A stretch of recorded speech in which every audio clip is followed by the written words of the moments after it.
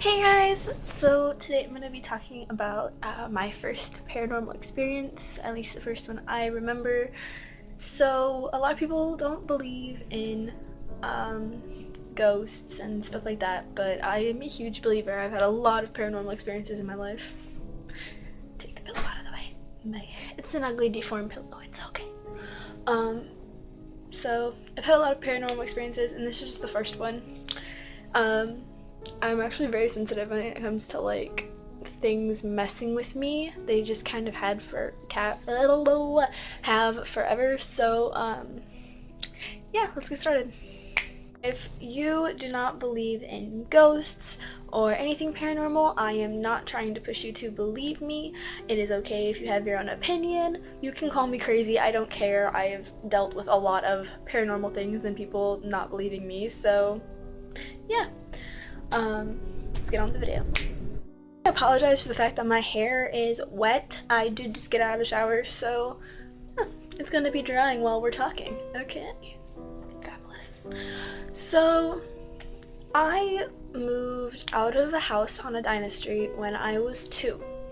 So at that point, I'd never really, had very many paranormal experiences. None in that house at least. And we moved to the farm. The farm is where I lived up until last year. I still visit, my dad still lives there, but I live in a trailer, so yeah, but we're talking about the farm. So this farm is pretty old. I don't know when it was built. It's a very old farm. And so there's 4 bedrooms. It's a 4-bedroom, 3-bath house. Yeah. So when we first moved in, I had this room. This room was the smallest room upstairs, and it had the door to the attic. And I was deathly afraid of the attic. I don't know why. I just never really felt comfortable up there. Even to this day, like if I go up there, I'm still not comfortable being up there. Just something tells me don't go up there, so I don't. But I remember I used to have dreams about walking into the attic and something taking me hostage, and there was never a face, but yeah. Alright, so I moved out of that room when I was 3 or 4 because I wanted a bigger room. So they turned that room into the storage room, so that has like a bunch of my old clothes and stuff in there. Just a bunch of fetus, baby, child clothes in there is all there is now. Yeah, so now I have this bigger room, right? It's it's like twice the size of the one that I had. So I mean, it's a pretty nice room, still pretty small. But this is when everything started to mess with me. I used to take naps. I still take naps. Okay, no, but I used to have a babysitter and she used to make me take naps. So I remember one day she was there and she was like, okay, time for naps, blah blah blah. I was like, alright, I'll go take a nap. So I go upstairs, she tucks me in and she turns off the light. She closes the door and she says, go to bed. So, I was ready to fall asleep. And the light started turning on and off. I was like, what's going on? Like, who's messing with me? So I go and I turn the light off. Like, make sure it's off because, yeah. And I go lay back down. Well, again, as I'm about ready to fall asleep, the door opens. And my door, like, it's, you have to turn it. Like, there's a knob and you have to turn the knob and pull, like, really hard to open this door. So this door just can't fly open or anything, like it's just not possible. So I go and I close the door and then I go lay back down and I'm trying to go to sleep, right? And then someone knocks on the door and like I hear running footsteps. So I was like, what is going on? So like little 3 or 4-year-old me like opens the door and I just like, hey, are you down there? Like what's going on? Are you knocking on my door? She goes, go to bed, like no one's up there, you're delusional. I was like, okay, like this is weird. So yeah, I had something messing with me, and then a couple days later I had 3 friends over. I had my friend Angel, I had my friend Bryce, and my friend Jacob. So they all came over, and they're over at my place, and I had this teddy bear at the time, and this teddy bear was so cute. I loved it. It was like half the size of me, so it's probably about this big, you know? Well, no. Yeah.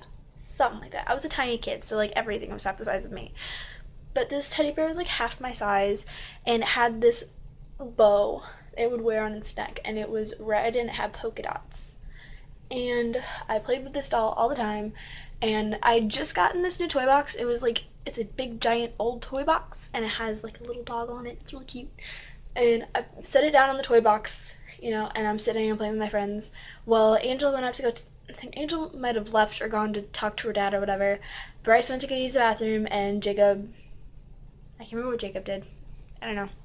But so I'm up there playing by myself, and I was like, okay, I'm gonna go play with my teddy bear. So I go turn around, because I wasn't like facing the toy box. I go turn around, and this bear is floating, like no joke, and I'm like freaking out. I'm like, oh my god, like, you know, scared me. And so I screamed, and I ran downstairs, and I went and I told Bryce's dad. I was like, Kevin, I was like, something's here, like something is holding up my teddy bear, it's making it float. He's like, no, it's not. I was like, yeah, there's a ghost, and he didn't believe me. So he walked upstairs, and the teddy bear was sitting on the toy box, which just kind of proved his point, like nothing was there. So I was like, what do you, like, no, there was seriously something there. So he picked up my teddy bear, and he took off his hat and smacked it. Like, smacked where it was sitting, and then put the teddy bear back. I was like, that's gonna help? Like, are you kidding me? Like, if there's a ghost there, that's not gonna do anything, but then again, nothing else would do anything either. Don't know what I was expecting. I was just a tiny little child at the time. So, yeah. And everyone thought I was crazy. Then we get into kindergarten. Kindergarten, I had a lot of friends that were like 5th graders, because I'm just that kind of person. I get along with older people better than I do get along with people my age. So I remember I was standing on the seat, and I'm surprised I didn't get yelled at for this. I was sitting next to my friend Rachel. She's like I said, she's a 5th grader. And I was sitting on the seat, and I was like, I see bubbles. And she goes, what are you talking about? I was like, little bubbles, you know? They're like the little bubbles. She goes, you're crazy. There's nothing there. Then we're like on a military road, so we're like, you know, getting closer to my bus stop or whatever. And so I'm like, no, seriously, there's like bubbles. There's one there, there, there, there, there, there, there. And she's looking at me. She's like, there's no bubbles. Like, you're crazy. I was like, no, there's bubbles. And she didn't believe me. So I got off the bus and walked home. I was like all upset, like no one believed me. Well, a couple years later, I found out that those were orbs that I was seeing, and that kind of, yeah.